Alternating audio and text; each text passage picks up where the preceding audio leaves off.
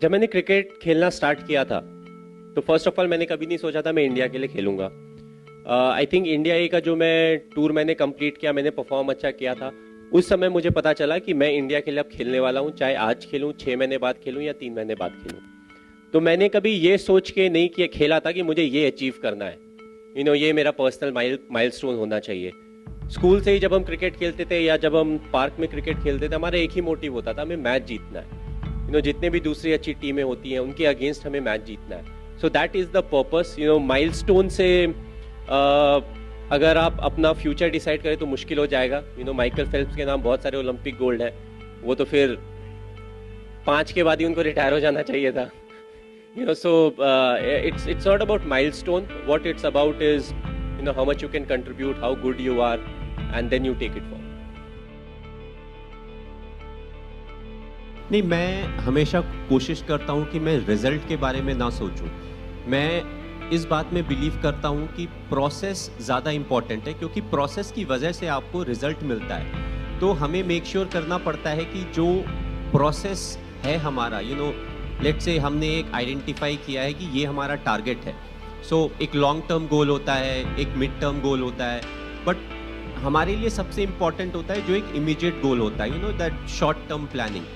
And हमने किस तरीके से प्लानिंग की है, हमने किस तरीके से उस प्लान को एग्जीक्यूट करने की कोशिश की है। रिजल्ट के बारे में सोचने से आपको रिजल्ट नहीं मिलता है। आप जब जो कंट्रोलेबल चीज़ें हैं उसके बारे में ज़्यादा ध्यान देते हो, छोटी चीज़ों में ज़्यादा ध्यान देते हो, तो मोर ऑफन देन नॉट आपको जो रिजल्ट मिलता है वो आपके फेवर में मिलता है। बट सेम रिजल्ट के लिए कई दूसरे लोग भी कोशिश कर रहे होंगे। कई बार ऐसा होगा कि हो सकता है हमारा जो प्लान था उनके मुकाबले थोड़ा इन्फीरियर रह गया। जो इंडिविजुअल थे, हो सकता है दूसरे टीम के इंडिविजुअल्स ने बेटर परफॉर्म किया है, जिसके कारण आप जीत नहीं पाए या आपको डिजायर्ड रिजल्ट नहीं मिला। Well, I try to keep it very simple. I'm somebody who lives in the present, so I don't think too much about the past or the future, but I've kept saying I take learnings from the past. Of course, you need to have goals for the future, but I know the most important thing is the present. Present में जो मैं करता हूँ उसका effect आप बोल सकते हो आने वाले फ्यूचर में पड़ता है। So it's the most important thing. So ऐसी कोई मोटिवेशन की ज़रूरत नहीं होती। आसपास इतने सारे मोटिवेशन है, आप खुद अपने आप को मोटिवेशन हो सकते हो, फैमिली हो सकती है, पेरेंट्स हो सकते हैं, कंट्री हो सकती है, all different things, because her individual different होता है। तो मेरे लिए जो मोटिवेशन है हो सकता है वो दूसरे के लिए उतना रेलिवेंस ना रखती हो। तो every individual is different, and I feel for me, country is the biggest or the most motivating factor for me. There's one saying, what doesn't kill you makes you strong. So definitely I'm stronger. Yes, there were times when we were under pressure, we had to win 4 out of 5 games or 3 out of 4 games. We have done it, but how do you know you are a strong character? Unless you are pushed to the deeper end, unless you have that pressure.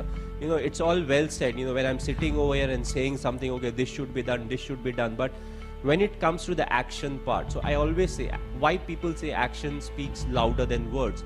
These are the things, we want everybody to do certain kind of things, but when it comes to us, we may or may not do the same thing. So that's why action is more important.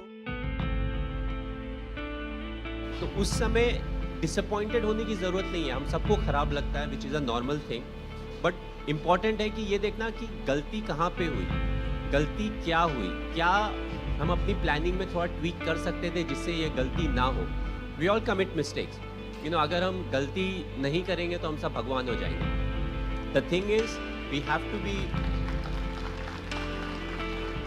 To be honest to ourselves. और साथ में चाहे आप एक senior management leader हो या junior हो, चाहे आप वर्कर हो, जो भी हो, अपनी रिस्पॉन्सिबिलिटी को एक्सेप्ट करना ज़रूरी है। और जब आपसे गलती हो तो खड़े होकर बोलना, हाँ ये मेरे से गलती हुई है।